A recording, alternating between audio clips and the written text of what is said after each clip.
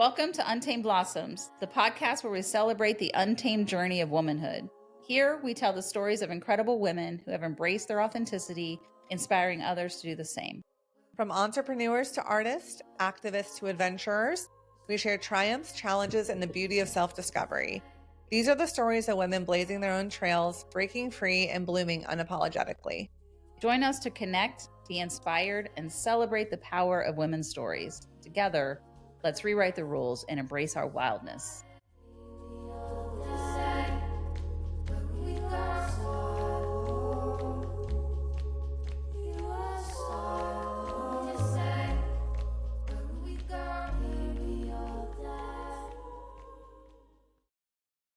Welcome to Untamed Blossoms. I'm your host, Amanda Riley. And I'm Christy Riley. Welcome, everybody.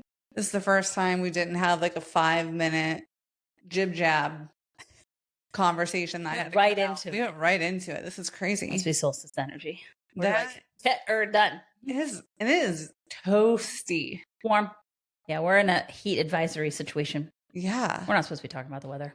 Yeah, but this is wild because I feel like We've been begging for this for months. Yes, but this is also what happens in Ohio. It's like cold, shitty, rainy, bam, heat advisory. 100 degrees. Yeah. Mhm. Yeah. It's just so classically The good Ohio. news is I'm hoping we're going to get the boat out this time. Sounds so fun. And keep it in for a couple of days and visit it for a few hours a day. Great. Yeah, Yeah. that's so I love nice. that. It'll be the first one in the season, and we're already at the end of June.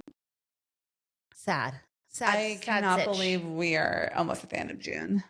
It's a sad situation. And all of my children are like, Boat. we get in the boat. And I was like, except you're correct. It was 40 degrees at night for most of like half of June. Yeah. So the lake was freezing. So I read this really interesting thing. So I don't know if you saw that they have like officially changed Tornado Alley No. and moved it towards like it's part of Ohio now. Oh. So weather patterns have been changing, right? So before, if you remember, like being little, like in May, it started getting really hot. Right. June hot, July hot, August hot, September cold. Yeah. Now we're seeing a shift where it's not getting hot until June and it's staying hot through like October. Right. Like remember last October, it was like warm for pretty late. Right. So right. We were still able to go to the lake in September. yeah. Yeah. So there's some weird, interesting patterns of weather changing, global warming, Right. that is causing the seasons to switch a little bit. Yeah. And I do distinctly remember last year being here outside talking to Stan saying, this doesn't feel like fall. Like I want fall weather, but it's hot still. Right. So I think you might have the boat out longer later. I hope so. I hope You we know? have a longer season. That would be great. Yeah, totally. We had our solstice event this weekend. So fun. We Tie-dye, did. if you're watching this on You YouTube. did. You tie-dyed a shirt. I tie-dyed a towel. I didn't think it would be appropriate to wear that today. Could have. I could have. Could have. I was trying my hand at it. Have you rinsed it out yet? No. Today is the day. I don't know how you could wait. I was fiending for it. I woke up yesterday morning. I was like, yes, it's tie-dye washout day. Time. I was So pumped. excited. And they all turned out so much better. Tie-dyeing is a skill. It is definitely an art form. Yes. And you have to be good at it. And Sarah apparently is very good at She's the best at it. Mm-hmm. I attempted a lot of different designs last time. They did not turn out so great. They were fine. Let me say that. You were afraid of the color last time, you said. I just didn't want to use too much. I was like, this is going to be hideous. Turns out opposite. You got to use a lot. You got to use a lot. Yeah. So this one I'm wearing today was a spiral. I feel like it turned out really well. That's cute. Yeah. And I have a very pink one that I really love, and I can't wait to wear that one. Yeah. But It's adorable. All of them, the video you sent, so cute. I was like, I did this. I know. You know, I get like upset because I'm not very good at art things sometimes. Oh. And I was like, but I did this art. You did. And I felt so proud of it. And imagine if you continued to practice it regularly, how good you would get. It's just a And I very think messy. that's the thing. It is very messy. It is very messy. It was very hot. Very hot. So we were all sweating and Yeah. trying to get through it, but Yeah. it was lovely. It was. It was a lovely event. It was the longest day of the year. So it was just so nice to be out in sunshine till like 9:30. Watching the sunset here is beautiful. Or see there. Yeah. It's lovely. It was beautiful. We were going to have a fire. No. Too hot. Too hot. for fires. All of us were like, I So mean, hot.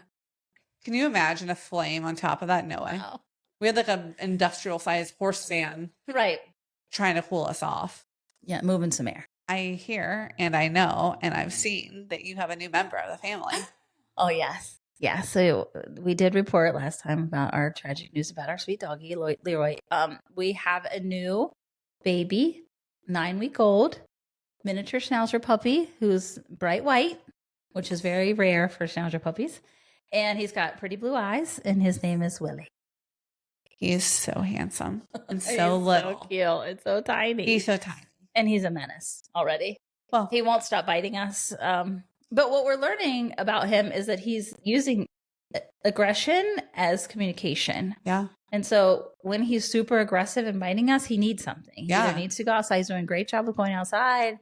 And if you take him outside and let him pee or poop, he totally settles down. Yeah. If he's hungry, like it is like his way of communicating with us is the menacing.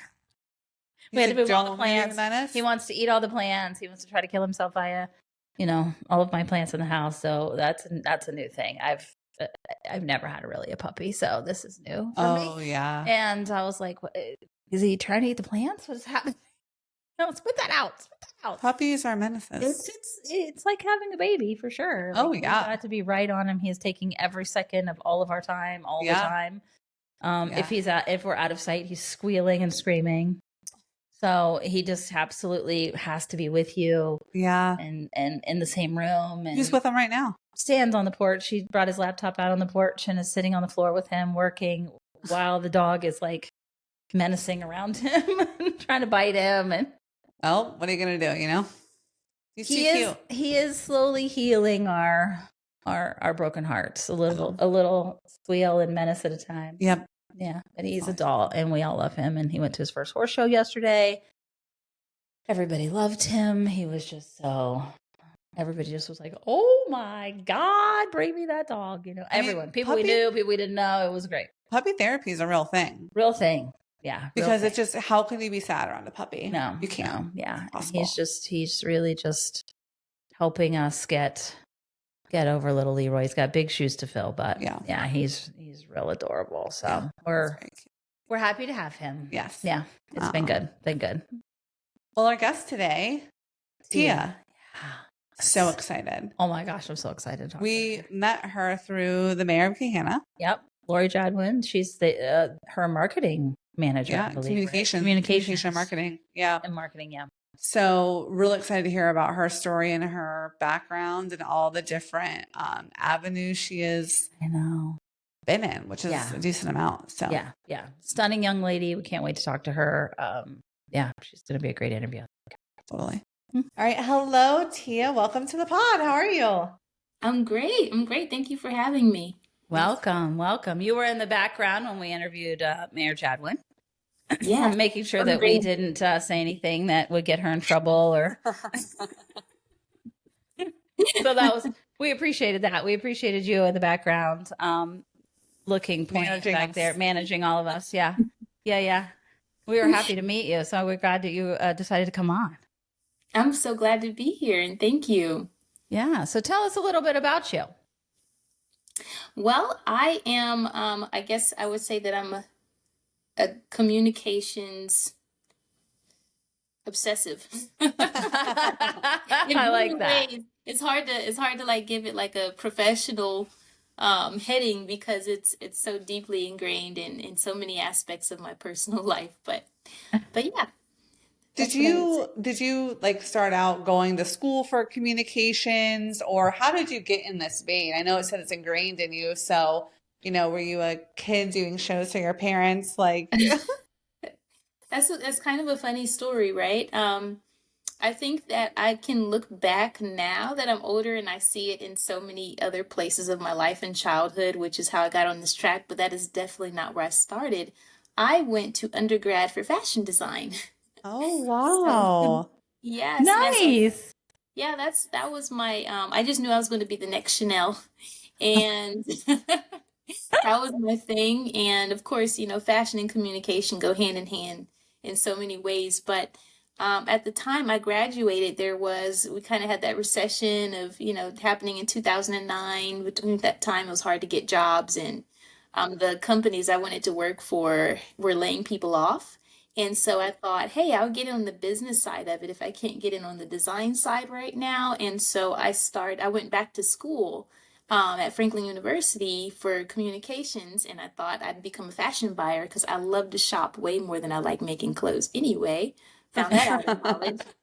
Um, but I took a class called Marketing Technology, and this is like at the very beginning of Facebook. It was kind of just for college students at the time. And Twitter was just making a launch. And I wrote a paper about how social media would become the future of sales and Oh, customer wow. service. And the rest was history. I fell in love with it and started a consulting business on social media. And I've been like experimenting with it ever since. There's a lot of business owners, small business owners that let me play around with it. And I kind of did a drunken stumble into the political world. Like, how did I get here? Tell us more about that. That's funny that I've never lost an election, which is something. So, That's Wow. awesome. That's yeah, awesome. but it's been interesting. It's been interesting that whole journey of crossing into that world from fashion design. But I just fell in love with social media. It was my space. So I spent a lot of time. Like I would say, I'm probably one of the first social media marketers because it wasn't really something you could study yet. So I spent a lot of time kind of going back and teaching strategies and things that worked, and wrote a book about it. And yeah, that's a brief journey for me. What's the You name know, of the book? It's called Canceled. So I wrote it Ooh. in 2020. It's about mastering difficult conversations in a modern world, and a lot of it came from my time of because I worked in marketing. All those conversations are measurable, right? So I took a look at the way all the different ways that we speak, especially in the digital sphere, and the way we process information, and broke that down into marketing segmentation, and then started teaching some of those strategies to help people understand each other a little bit better, to have hard conversations like DEI, like patriotism, like women's issues, those sort of things, help people hear each other better. There's something interesting I've been seeing. I would love your opinion on this, on like TikTok, right? So there will be someone, major influencer, right? They will have so many followers, everyone loves them. And it's like one conversation or one wrong move, one wrong video, and the pitchforks are out. I mean, the comment sections are a mess. People are like, do not follow this person. Like, they Yeah. didn't speak upon, what's happening around the country right now, or they didn't speak on this thing that's going on. And of course, we see that with celebrities a lot, but it's just been Mhm. very interesting to see that shift more towards influencers. So, speaking of the book and like how to have these hard conversations, it feels like we're very quick to turn on people. What are your thoughts on that? Oh man, I would agree with that. That's one of the reasons why I wrote my book the way I did. And beyond even influencers, we see these in so many ways. At the time when I wrote it, I was working for Governor DeWine as his faith-based deputy director of his faith-based Office of Community Initiatives. And I was running into so many different nonprofit leaders, pastors who wanted to serve people who needed help, like help with housing, help with hunger, help with, children in foster care. But because of the difference between like people who tend to be very conservative who needed to serve them, they didn't know how to connect with them. And so they had a hard time building bridges to provide those services for that reason. And so, they were kind of turning off volunteers at the time, people who wanted to help but didn't quite know how to plug in, people who needed the help but didn't know how to feel welcomed or accepted, and they didn't quite know how they were offending people. And so I think that was like that obsession with how to build those bridges with communication is where my book came from, the heart of where it came from. I was just kind of going around trying to train leaders how to listen to people and how to hear what's on their heart, hear what their priorities are, and then also say things in a way that wouldn't be off-putting. Yeah, And so I think that there's a lot of obligation on both sides for people to really try to learn and understand where each other's coming from. yeah, Not be so quick to give a judgment, one thing I would like to see come back in style is listening to a person's intentions versus their execution, because I don't think it's the difference. I always say this in language, it's not the difference between good and bad, it's the language between Spanish and French. That's the difference, right? The way that we Yeah. speak now, and it really does come from our background, it comes from our upbringing, it comes from our own sense of personal identity, our survival instincts, right? It's really hard to change the way someone speaks, so you kind of have to listen for their heart now, and be a little more intentional, ask questions before you just write them off. But I really do hope that our society, because social media doesn't have the consequences that we used to have, like when you had to deal with someone in person, or maybe you're in the office or you're working with them. On social media, you can it's just that quick, you could Yep. block. You don't have to be concerned if this person's fixing your food or fixing your car or standing over you with a scalpel. Yeah. So, I mean, though we should, you never really know, right? You never really Yeah. know. So I just think that, we have to work a little bit harder to want to understand each other, and do away with a little bit of that chaos.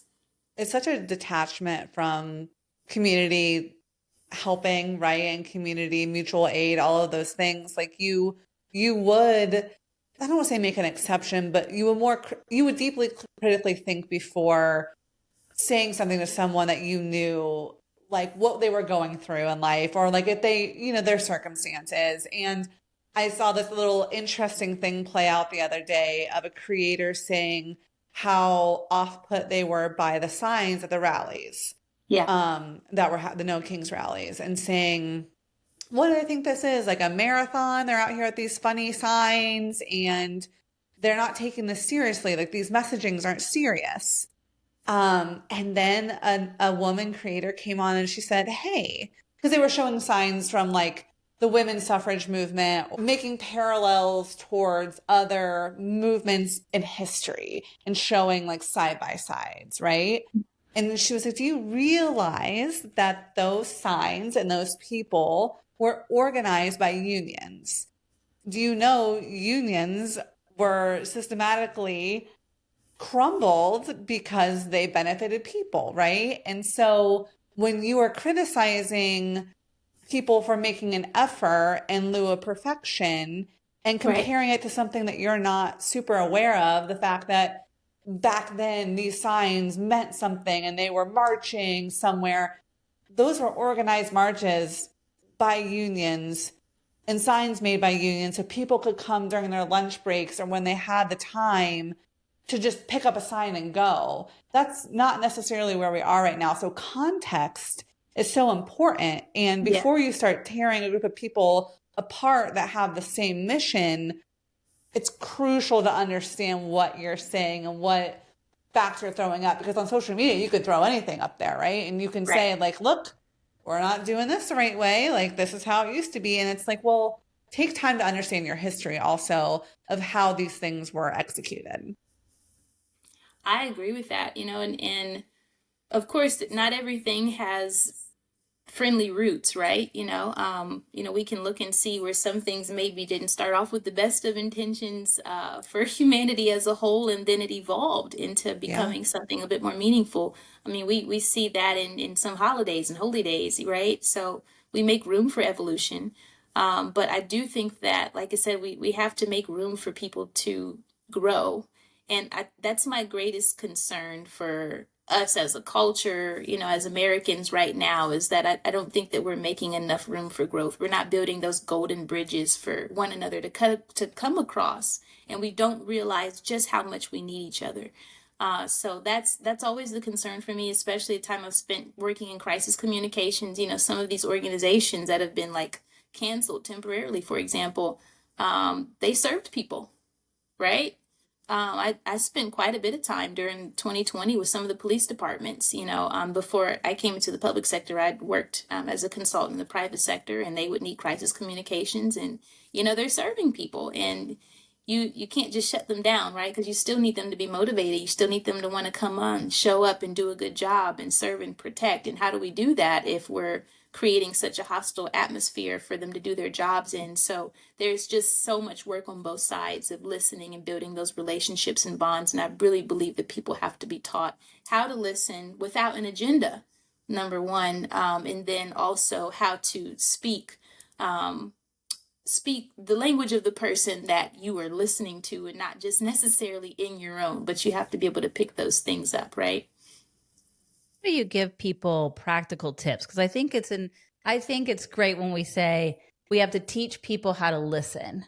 How do you give people real practical step by step ways instead of just in their mind, not really hearing people, but ready to launch a defense, right? So they're already contemplating their defense to whatever's being said. They're not truly, how do you teach steps of listening to get your brain, past this divisive state that we're in? Because I feel like we are so divided currently that having conversation means that you have to be on one side or the other. And so it's hard, I think, sometimes to push the pause button of your brain to say, wow, just really listen and try to hear their heart. I love that phrase. Just hear their intention and their heart versus the details of what they're saying, right? And you're just automatically launching a defense in your mind so that when there's a pause, you're ready to speak again. Yeah, I think that number one, I try to teach people to keep in mind that just because we're not speaking the same language doesn't necessarily mean that what someone has to say isn't irrelevant, right? And so I give the picture that we are like a 1,000 piece puzzle of a landscape, and some pieces connect and some pieces don't, but we're all a part of the image. And if we want to get the truth, and that's what's important, the whole point of communicating is to figure out what the truth is. If we want to get the truth, you have to allow someone to tell you what their piece is. Am I the grass? Am I the sky? Am I the tree? Right? So we can put that entire image together. Because we really are one image, and with one piece missing, the image is broken. So if I can get people to buy into that, to say, this is about truth discovery, we're going on a truth journey here. This isn't about agreement, it's about truth. So at least give someone the same respect you would want to hear your heart and to hear the truth. That's number one. And if we can get them there, that's important. The second part is, and I think the most important part is to get them to agree to some goals. And if the goal is to be a peacemaker, if I can get them there to say, hey, look, is that really what we're after here? Are we after peace? Are we willing to go on that journey? And most people are, right? Usually when we are advocating for something, we're passionate and we're maybe defensive, is because we feel we're unsafe and we want to create a safe environment. But to create a safe environment, you have to give one first.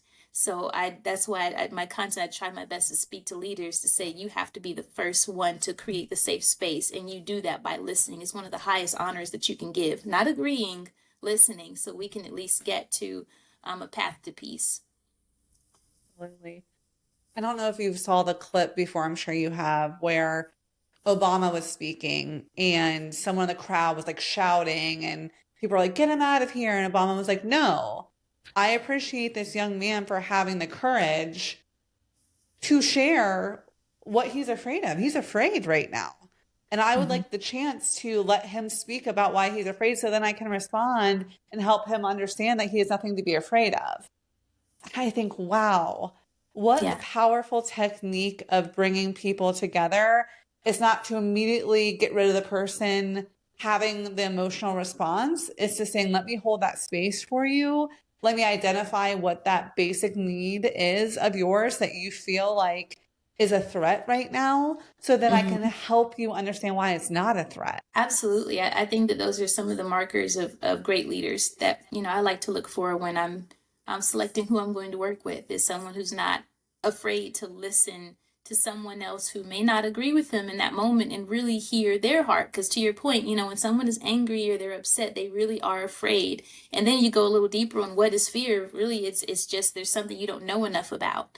And so if you're willing to listen to them, listen to what they're afraid of, then you now have the opportunity, to my point of giving, now you can give them a safe space by educating them and informing them. You may not agree, and sometimes it's hard that agreement can't be the goal, but we can at least stop being afraid of one another. That can go a long way. And you also have the opportunity to learn, right? Like if I have that chance to say, okay, you're afraid, let me tell you my position on it, then open it back up so they can challenge you again. And that's where compromise is built, and we can find those opportunities of building those golden bridges, I like to call them. So I just think that that's really important when it comes to dialogue. And it's hard to find people and especially leaders sometimes who are willing to go on that journey. They really do have to be trained for it.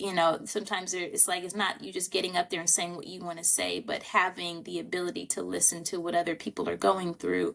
That is going to go way further than you just preaching. And I think that's the difference between leaders and advocates. Out of all the places and, whether it be with people or companies that you worked for, what was the hardest for you personally to step in and kind of turn the ship around, if you will? Like, have you been in any of those messy situations where you're like, wow, this was a really, really difficult environment to go in as a communications expert and help change the course of where this is heading? Probably the most difficult, I would probably say, that stands out to me is state government. There's much more layers of bureaucracy, which is why like I love working with Mayor Jadwin. She knows how to move things along much faster. State government, it takes a lot of patience, and at the time I was younger, and far more outspoken. Still very much learning, and then the entire world was learning at that time too, because like I said, I was there just before COVID hit. I was there 2019 through to 2021, and so there was a lot happening and much going on and much to learn. But here's what I'll say: just a year before, it's so funny how things turned out. A year before, after spending a lot of time listening, we did what we called it a faith-based tour. And so we would go regionally into different territories that was kind of divided up by the state of Ohio, and listen to all the nonprofit organizations that had initiatives and listened for their challenges. And I am an addictive problem solver. You cannot give me a problem that I probably would not rack my brain of trying to figure it out. So I'm listening to all these leaders, and then we had what we called Faith Fridays, where once a month we would bring people in and we would host listening sessions. Because now I'm a marketer by trade, I want data, so we would have them take surveys, and I had a chance to really submit for data. And I did a presentation called Work Smart Ohio, about how I thought that working remote could solve a lot of Ohio's problems at the time. This is prior to COVID, mind you, just prior to COVID. I was showing how it could help with infrastructure improvements, how it could help with childcare, and just different issues that were happening. I put together this whole proposal, and and I had all my research, had it all backed up, had all these, met with. I think I built a database of about 3,000 of that, maybe about 500 case studies that participated in those surveys. So I had it all backed up. Like this would be a great solution. I presented it to Governor DeWine's team. You know what they told me? They said the state of Ohio will never support working from home. Oh, wow. They had no it idea was, what was coming. Little did they they know. had no clue. Fast forward to 2019, and they're frantically looking for Tia's proposal, going, "Where was that she said? How quickly can we get that implemented? Oh my God, she's a psychic." What's hilarious is that had we like prepared, it Yeah. wouldn't have been such a crazy crossover, right? Yeah. Yeah. If they were willing to just see life a little bit differently, and they were willing to make those adjustments. So I look back on that now, and I'm like, wow, that's phenomenal how that worked out. 'Cause I called it and put together that whole presentation on it, and I can't wait one day when I can really tell that story the way that I want to, because there's a whole lot more moving parts that you don't have time for. But yeah, but I credit that to my education in fashion design. You have to be able to predict trends, right? Yeah. Yes. Yes. Totally. So that's something that I usually suffer from being ahead of my time, and I'm still trying to learn the art of when to share the data, when it can be received. But I've learned how to trust my instincts, because that was one of the biggest ones that told me, like, hey, this is a gift. You need to. I think that's one of the hardest things about any person or company you work for is there is a tight hold on this is how it's always been done. Yep. And that is the killer of progress, right? But this is how it's always been done. What do you mean? Like, we don't need that. We've always done it this way. And just because there isn't an issue, a glaring issue, let's say, with how it's always been Yeah. done, not allowing other ideas to come in and Mhm. really take a look at it and say, okay, versus my brain going to immediately, no, we've always done it this other way. It's always been fine. Being open to possibility of change, just that hesitation of being open would allow so many more beautiful things to happen. And people like you who can analyze data and say, hey, this is the projection I'm seeing things going. Let's be open to the possibility. Then maybe they wouldn't be ahead of the game when COVID happened, but they could have been a lot closer. A lot closer. You saw the program specifically was designed to help businesses who wanted to create a remote solution, be able to access grants or funding to put that together. It wasn't like a mandate. It was just to say, how can we help businesses create these sort of solutions for their workforce? And they're like, yeah, we don't support working from home. I'm like, okay, I got you. Good. Yeah, now if half the population probably still work from Oh, home, yeah. probably in the state of Ohio at least. I feel like everybody's remote these days. And the Despite, data has supported that yeah, workers are more productive, they're happier, work-life balance is better, there's less call-offs. Like, there's been a ton to support that also. Yeah, 100%. I still have some mixed feelings about it. I'm one of those people that even though everyone was working from home, as soon as I could get back out there, I did. And it's only because I have a diagnosed anxiety disorder. So I did not want to make things that used to be simple for me hard. So I forced myself to go back. And I think that it's healthy in many ways because I had Yeah. gained a lot of weight during COVID. I've never been like more than a size 4, and COVID was horrible with slowing me down, and I couldn't even put a gym in my house to work out enough to catch up with my previous lifestyle. As soon as I went back to work, I started teaching adjuncted to schools, and it just dropped off. So I Yeah, still think that at least having a hybrid solution is better. And I absolutely. still advocate for companies to have at least, some options. Flexibility is very important. right. Come and go if you need. Like I know that my son-in-law worked from home, and as soon as he was able to, he wasn't doing well with it. He really enjoyed and missed the socialization piece of it, and so he really was having a hard time. And so as soon as he was able to do a hybrid of going back a few days and at home a few days, he did. And it was really beneficial for him too. So it's not It's always not for for everyone. everybody, Yeah. but having the Right. option Yeah. Being and flexible. also knowing that for some families financially, that could be a Yes. lifesaver. I think it's irresponsible not to be flexible in that manner if they're still able to help the customer in whatever capacity their job Right. function is, right? Listen, your Like, hot water goes down, your air conditioner goes down, the repair guy's coming from 10 to 2, right? You're like, okay. So now I got to call off work, right? Where you could definitely work from home, be like, listen, boss, man, I'm continuing to work, but I need to be physically at my yeah, house to make sure this happens for my family when it's 90 degrees outside and my air conditioner's broken. Like, it's never convenient when they can come. right. Like, can you come in the evening? No, ma'am, we cannot. So, for those reasons, I think it just that alone, being flexible, or having a sick kid that doesn't need a lot of attention but can't go to school or to daycare, and they're up in their bed and you can get up every hour and go check on them real quick, but still have a productive work day, is really beneficial for Yeah. people. It makes a huge difference. So, Yeah, yeah. I agree. 100%. I mean, it's one of the reasons why, I was at the time so motivated to like start my business because there were no work from home jobs at that time when I had my daughter, and she had a chronic illness and I had to call off work all the time. I kept getting written up, and Yeah. I just needed to be at home with her. It didn't make sense to, take her to the babysitter and go back to work, come back, pick her up, try to find a head start. Then she's always getting sick from the kids. It's like Yeah. I needed to be able to work from home. I needed to. And I just think that it makes a world of difference if you have employers who are willing to be flexible. Yeah. Absolutely. So how did you make the jump then to starting your own company? Can you tell us a little bit about that and what it took and maybe some wins and maybe some things that were a struggle? It was such a shift because I couldn't find a job during the recession because everyone was getting laid off. I was newly married. It was my senior year in college. And then my husband and I had a baby right after.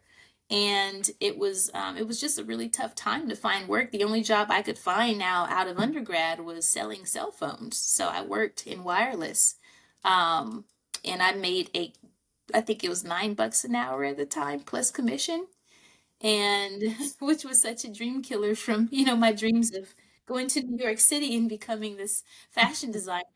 Like $9 an hour. And so when my husband got laid off, my husband at the time got laid off from his job. I had to make up the difference, and I was pregnant.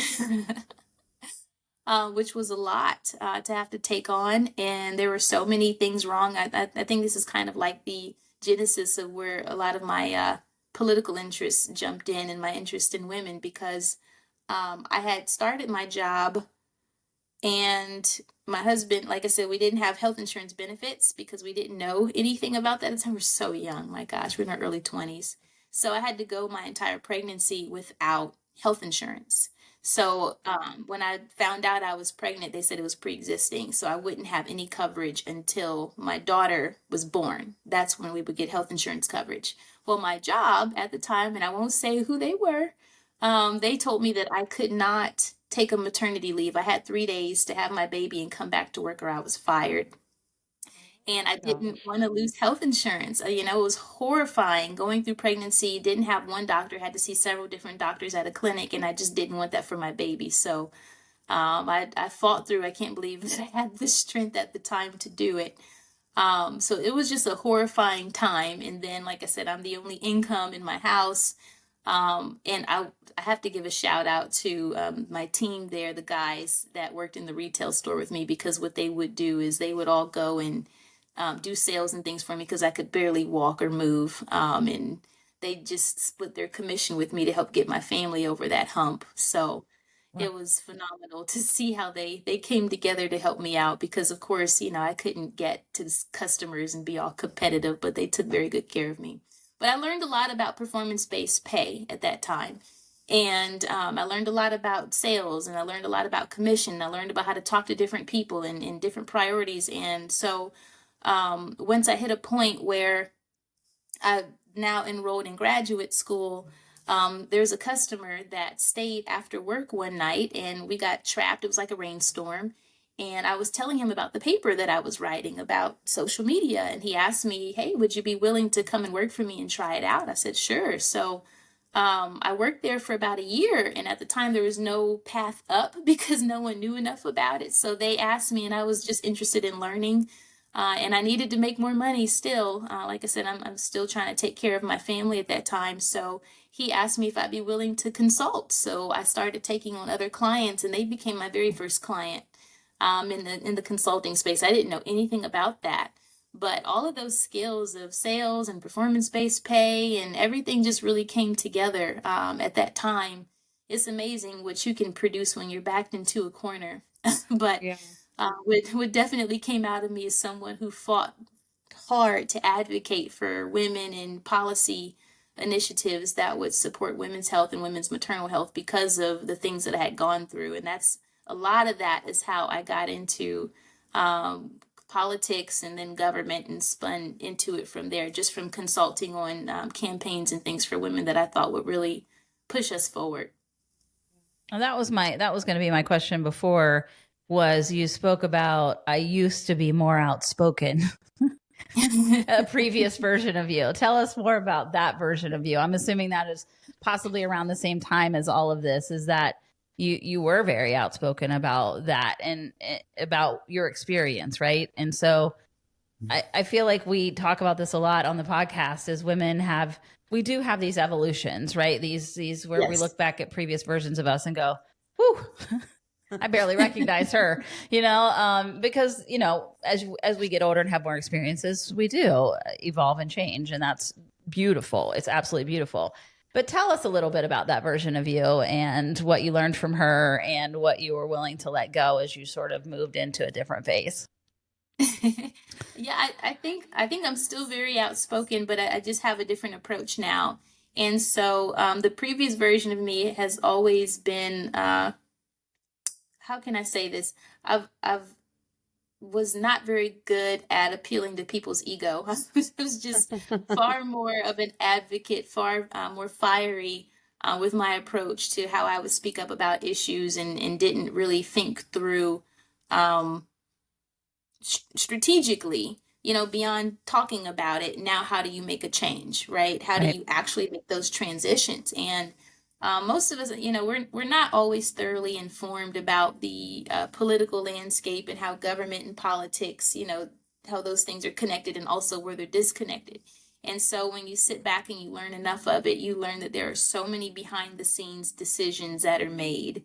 um the backroom deal. I say even the Constitution was a backroom deal, right? It's Mhm. just people that come together and pull together these documents and make decisions for our lives. People you'll never know their names, or you don't even know to pay attention to them. So once I had the chance to kind of sit back and see how it all works, I had to decide whether or not, like, do you want to be the advocate that's always highlighting what the problem is, or do you want to be the leader that can really help to resolve these things and push it across the finish line? And I wanted to learn how to become the leader. And so I spent a great deal of time just going to leadership institutes, going to learning from different leaders as part of my journey of kind of hopping out of entrepreneurship. And then when I had opportunities to kind of sit back and study behind great women, even if I had to take a day job to do it, I did that. Because the kind of leader I've always been committed to being. That's why, like I said, I took the role as soon as I could to work with Mayor Jadwin. I think she does a phenomenal job. But one thing I notice about all of them is they are, in the women that I work with, the women that I select, they are very honest, they're very direct, and I love that about them. But they are also great listeners, and they're very present. And so I appreciate learning how to become that person. I'm still learning. And if you spend enough time, like, the bigger the problem you try to solve, you start to understand why some of that bureaucracy is there when you get to the fallout of things, and when you get to the other side of it, because everything has pros and cons. And then you get into government, and it's more complex. It's not it's not like this is a good decision, this is a bad decision. It's like this is a terrible thing and this is an awful thing. Right? And so Yeah. you have to be really mindful, because there's not a decision that you can make that doesn't negatively impact someone. And then how do you choose? How do you choose who's more important in the moment? And so that's where I've learned why it's important to have great bipartisan relationships. So I try really to be like apolitical, and not take a side on things, because you really need both sides. I think that Democrats, they're like penicillin, and Republicans are like vitamin D. In their approach to problem solving. And so if you have you do your conservative approach, take your vitamin D every day, which is really nice until you have a severe infection, and now you need penicillin, right? And that's kind of how that works. But if you take penicillin too long, then you kill off all your healthy bacteria.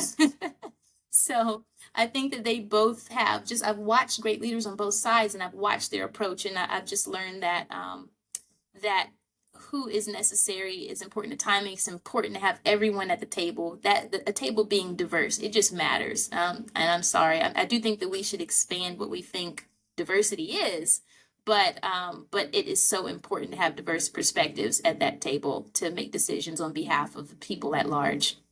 And I think maybe that's why so many are struggling right now, right? Is the seemingly lack of diversity and including people in decision making and conversations politically right now. And I'm just interested in your, I guess, guidance when it comes to people are really emotionally charged right now, especially if you look on social media around what's happening to people, right? It's not necessarily policy related, although I'm sure it could be boiled down to that at the end of the day if you work backwards.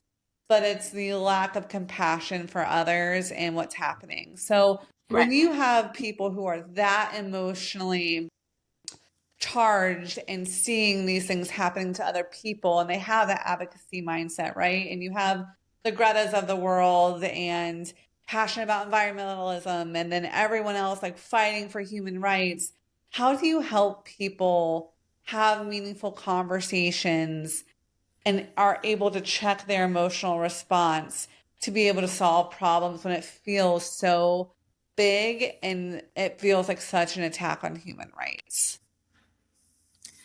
Oh, I love that question so much. And I spend a lot of time on college campus giving lectures about it. And it kind of goes back to what I was saying about like just we're on a truth journey. And truth is made up of pieces. It's not just how you feel, right? And it's also not just facts. And I believe it's divided into like fact, feeling, and meaning, right? That logical, emotional, and that spiritual side of things.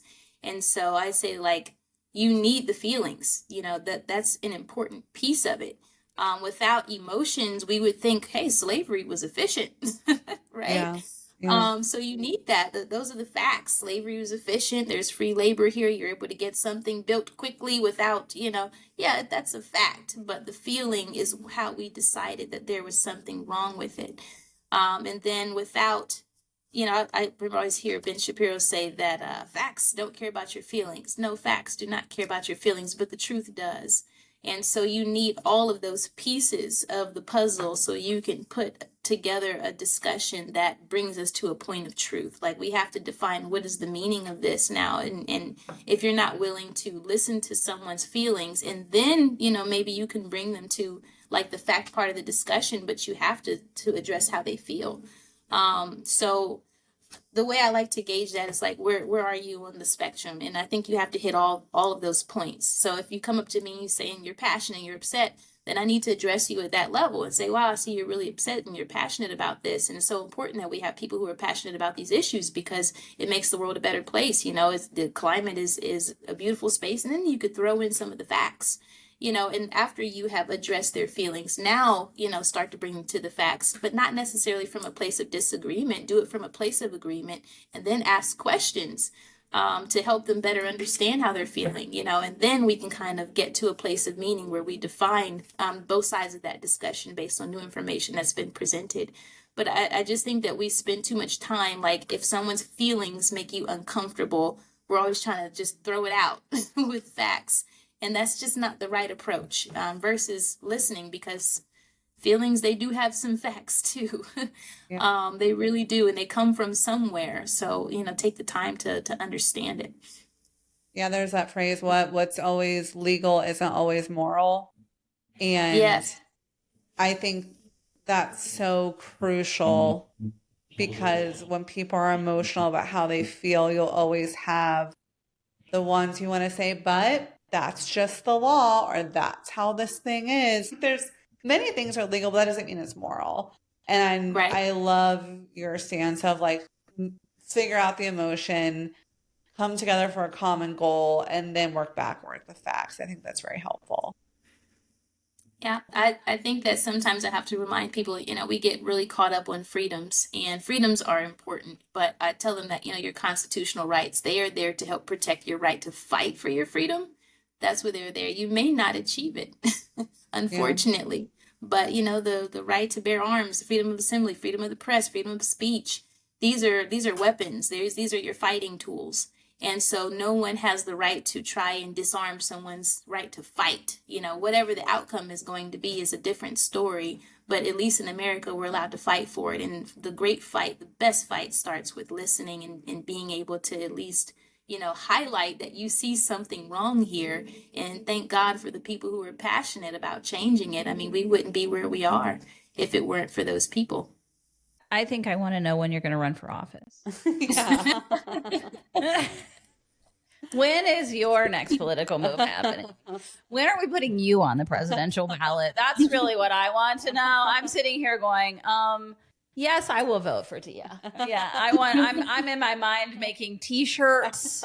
I just think that your messaging is so beautiful, and so poignant in today's world, in that we aren't listening to one another. We aren't being compassionate to one another. We're grouping people into blanket groups and not looking at them as humans, and we're real quick, I think, with social media to do that, right? I can't wait to read your book, actually. I would love to read it.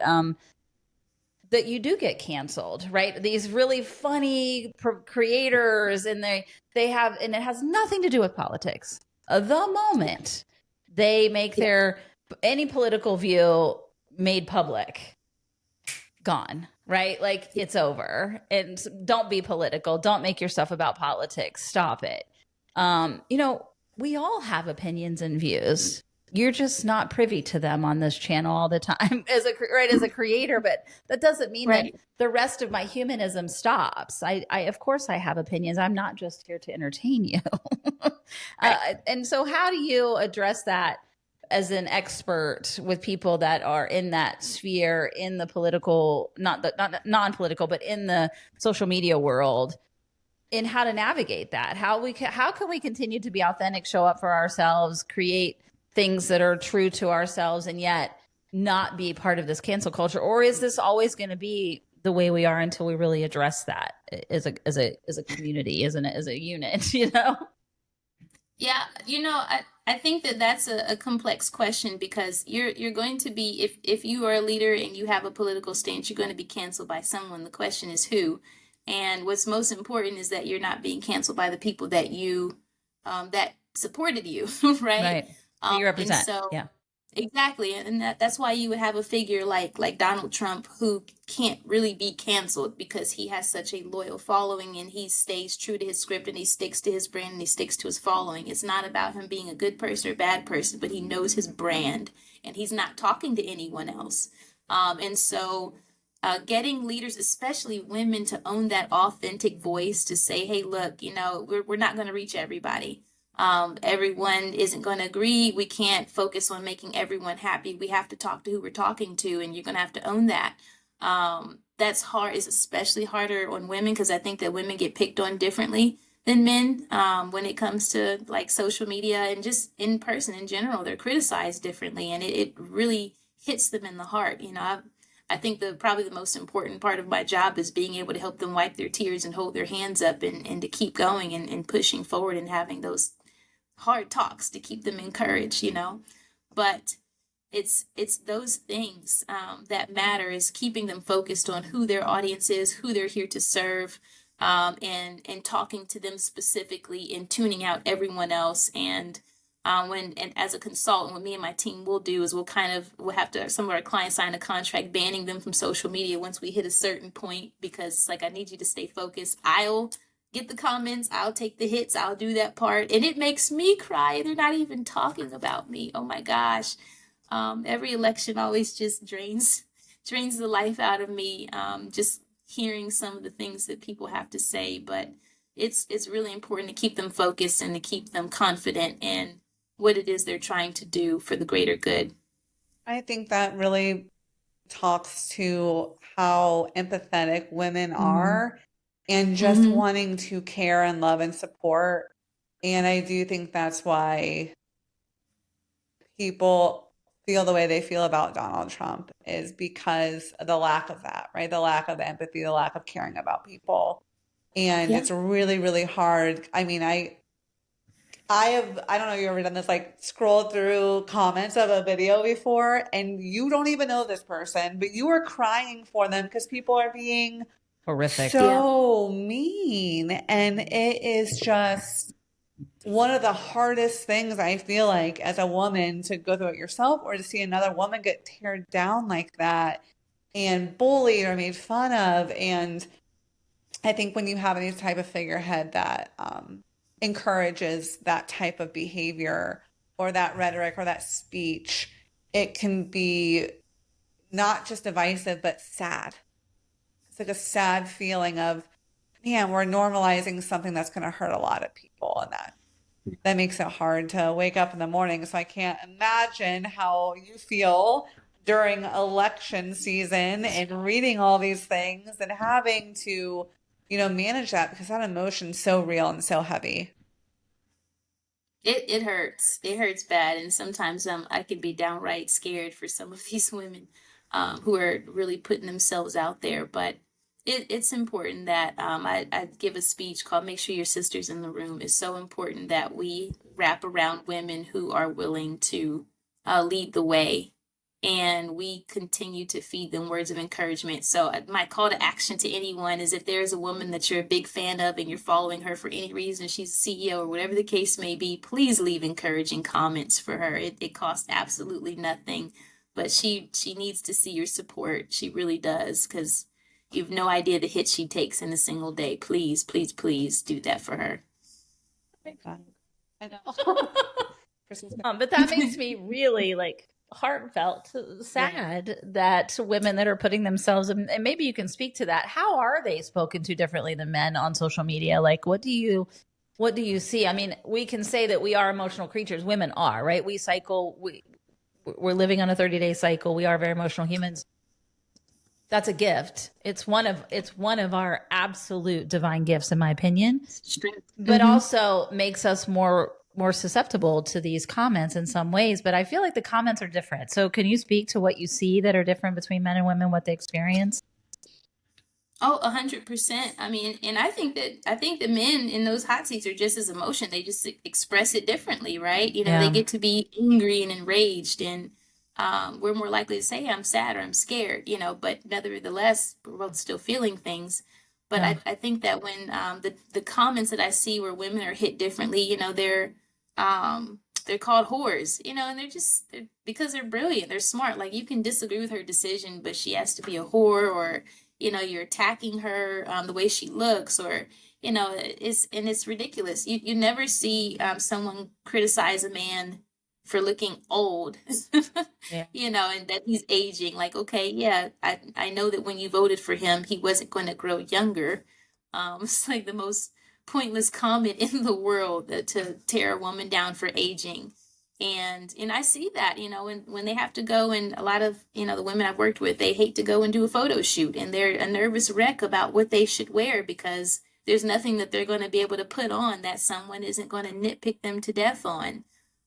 So it's a lot of work to help them to be confident and still push through. I think that even looking at when Vice President Harris was running, I wish that they would have put her in those bold feminine colors instead of like putting her in these manly suits that I saw her wearing. She was beautiful nevertheless, and she just looked strong and stunning. But I was like, man, they made so many decisions that I wouldn't have made in that process. I wish they would have allowed her to lean in on her strong feminine nature, because I think they were trying to get away from it. And I think she should have been the stark contrast of her opponent at the time. I think that would have helped her greatly, instead of looking comparable to him. But she, you know, she's competing with him on his turf versus competing in the way her strong suits. Yeah.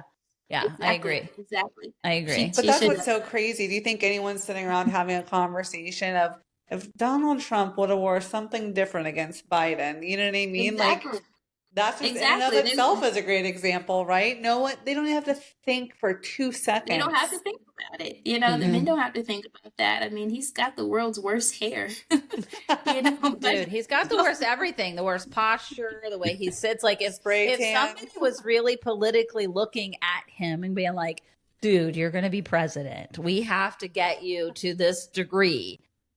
Yep. Everything about him would change. His hair, the color of his skin, the suits, the way, his posture, the way he carries himself, the way he speaks, all of it would have to change. And the fact that he sits now second time without any of it and is authentically who he is all the time. And to your point, on brand, he definitely does not veer from his brand for sure. Is definitely a stark contrast from any women that would try to sit in that seat. They would have to be meticulously groomed in every corner, not to be to even be considered, right? To even be a possibility. Yeah. And we even saw this with Hillary, right? Like, her emails, but yet literally, you know, Trump and his pals are out here sending group texts to reporters on accident, and everyone's just like, well, yeah, it happened. And then suddenly no one talks about it again, you know? And I just think people still talk about Hillary and those damn emails today. Yet we had a major leak in war plans to a reporter, and there was I can't think of a single consequence. And it's due to men versus women and being completely unforgiving of anyone running that is a female. Yeah. I Absolutely. love your It's our advice. femininity. It's always attacked. Our femininity is always attacked. It's always the thing that, is constantly used against us in leadership. And it's our greatest strength. It's what makes us great leaders. It's what makes us compassionate leaders who know how to execute on hard decisions better, in my opinion. Yeah. With more thoughts, because women tend to bring more diverse voices to the table and they tend to lead in packs, which is what I love about working with women. But yeah, that's one of the things that frustrates me the most, and why I do my best to wrap around them and give them that boost of confidence. Say, you're doing the right thing. Keep going. Keep going. That's great advice. I love that advice. Can you share with us again the name of your book, where people can buy that book, and people want to follow you or are interested in your services, where can they find you? Yes. So you can get my book off my website, tiaramey.com. I do have it available as an audiobook on Audible, and it's available on Amazon. It's called Canceled: Mastering Difficult Conversations in a Modern World. So those are the best sources where you can get it from, but it is definitely everywhere. But I recommend, if you just need a quick listen, to download the audiobook. It's only about 3 hours. Nice. Wonderful. I'm downloading it today. I love Audible. Yeah. And then, are you doing consulting work currently or no? I do still consult, Okay. not as much as I used to, but I do. And that's on your website too. All of your information Yes. is just at your website. Perfect. We'll Yes, I do definitely much more connect that. teaching, training, classes, workshops, those sort of things.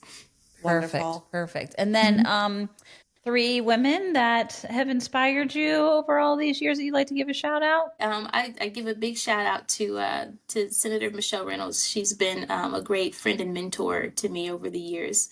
I give a great shout out to Mayor Jadwin, and she's a phenomenal leader who just does an amazing job of knowing how to just lead with the people in mind, very people first, decision maker. And then my mentor in PR is Gail Saunders, who has been a huge advocate for diversity, equity, and inclusion. Has taught me a great deal about how to speak up for people in the room, and to make sure that you correct things that are not going right, for the sake of good of the order. So I love that. yes. I love that. Have your voice in these rooms so that somebody's hearing it. I love that. Absolutely. Perfect. Well, thank you so much. Is there any last minute things you wanted to share with the listeners? Anything else that you're passionate about that you wanted to talk about? The last thing is that I have transitioned a lot of my content on YouTube. If someone would love to also check out my YouTube channel, a lot of my content right now is about reinventing yourself and how to have the conversations with yourself you need to have for women who are going through transition, just transitions in life. And we have, I do a women's retreat in the Hocking Hills. It's a beautiful resort called Camp Voice. So if you're interested in being a part of Camp Voice, we have another one coming up in September. So I'll be sure to share that information, just to give you the time that you need to focus on what that next move needs to look like, and getting clear on who you're becoming in the process. So that's what that's for, is to unapologetically carve out time for yourself and get focused on reinventing yourself. Love that. Love that. Amazing. And that's coming up in September. Yes. Perfect. We'll put all those details in the show notes, everybody. Tia, thank you so much for coming on. We were so impressed by you when you were here with Mayor Jadwin. And even, I'm ready for you to run for president anytime. So you have my vote. I feel like we need to start now.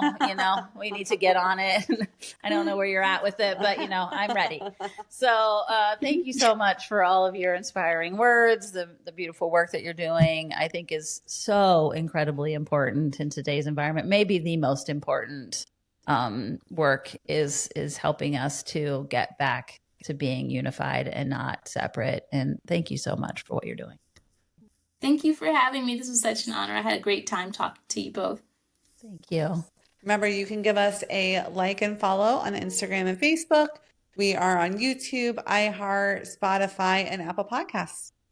And if this resonated, please share. Please share. And like Tia says, send all the love to a woman who's doing the work out there. Love you guys. Love you.